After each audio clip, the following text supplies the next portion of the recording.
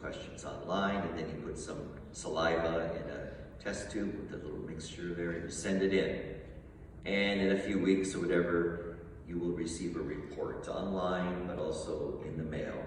And it will tell you how your DNA is connected to people from the past. You'll learn what parts of the world your ancestors are from, and what percentage of various ethnicities make you up as a person.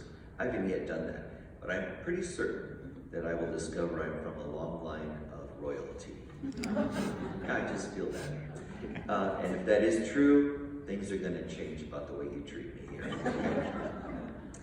Jesus, of course, did not have any information about his DNA in order to figure out who his ancestors were. Faithful Jews already knew what tribe they were descended from.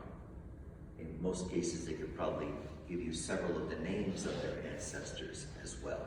In Jesus' case, we're told that he is from the tribe of Judah. Judah was one of the sons of Jacob, who we hear about in today's first reading.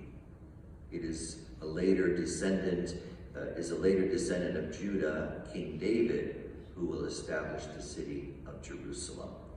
The Gospel of Matthew makes it very clear that Jesus' ancestry included some very interesting people. In the list we heard today, you can recognize, obviously, some of the names: Abraham, Isaac, and Jacob, the patriarchs. We also recognize Jesse, who is the father of King David, who is the father of King Solomon. There are some names of women who we also know from the pages of the Bible, including Ruth and Tamar. So Jesus' lineage includes saints and sinners. There are Jews and Gentiles in his ancestry, men and women. Interestingly enough, though, Joseph, the foster father of Jesus, is the one who is in the direct line of King David. It's by the marriage of Mary to Joseph that brings Jesus into the family line. So in a sense, Jesus is adopted into the house of David. In modern terminology, we would say that Jesus shares DNA with his mother, Mary, but he comes into the tribe of Judah through his foster father. All of this, I think, is Matthew's way of telling us that Jesus is grounded in the human family. He has a wonderful and powerful lineage through the history of Israel. He is a real and historical person. But the most important thing we learn from this genealogy is contained in one of the final sentences. Of her, Mary, was born Jesus, who is called the Christ.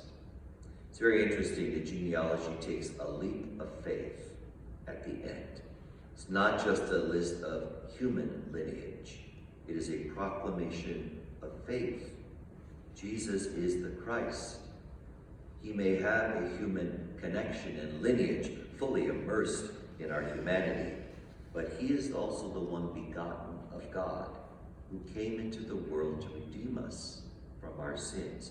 It is by God's plan that he is descended from the ancestry of Abraham and David. The good news, of course, is it's not just a bit of information, for people to say, oh, how interesting. No, we're part of that lineage. Not physically, perhaps, but spiritually. By faith, we are descended from Christ. We're spiritually related to all those folks who are listed in the genealogy. And I think that should give us more joy than discovering that we may have had some royalty among our own ancestors. Our spiritual ancestry is linked to Christ, and it is his kingdom that we will one day inherit.